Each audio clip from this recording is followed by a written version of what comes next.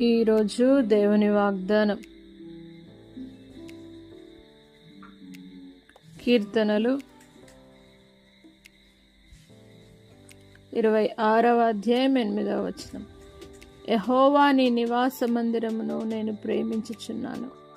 నా ప్రియ సహోదర సహోదరులరా, దేవుడు ఈరోజు మీతో వాగ్దానం చేస్తూ ఉన్నాడు. యెహోవా నీ నివాస మందిరమును నేను ప్రేమించుచున్నానని భక్తుడు సెలవిచ్చిన విధంగా మనము ఆయన నివాస మందిరం అనగా దేవుని మందిరమును ప్రేమించేవారిగా జీవించాలి. దేవుని మందిరంలోనికి, ఆయన సన్నిధిలోనికి ఖచ్చితంగా ఆయనను ప్రేమిస్తూ రావాలి. ఆయన సన్నిధిలోనికి, ఆయన శక్తిని పొందుకోవడానికి రావాలని దేవుడు కోరుతున్నాడు. కనుక ఆయన నివాస మందిరంలోనికి ఆయనను ప్రేమించచ్చు, ఆయన ప్రత్యక్షతను పొందుకొని వచ్చుదుముగాక. ప్రార్థన.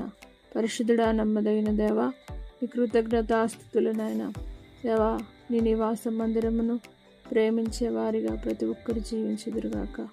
అలాంటి నీ కృపనిచ్చి నడిపించి నీ మందిర సమృద్ధి ద్వారా ప్రతి ఒక్కరిని ఆశీర్వదించండి, మేలుతో తృప్తిపరచండి. ప్రతి బిడ్డను తండ్రి మందిరమును ప్రేమించేవారిగా, మందిరానికి పరిగెత్తుకుని వచ్చేవారిగా, ఈ లోకంలో ఉన్న వాటికంటే దేవలోకంలో ఉన్న తండ్రి సమస్తమును కంటే దేవ నీ మందిరం ఎంతో శ్రేష్టమైనది కనుక దేవ మీ నివాస మందిరమును ప్రేమించేవారుగా ప్రతి ఒక్కరు జీవించడానికి సహాయం చేయమని యేసు పరిశుద్ధ నామమును బట్టి అడిగి వేడుకుంటున్నాము తండ్రి. ఆమేన్. దేవుడు మిమ్మల్ని దీవించును గాక.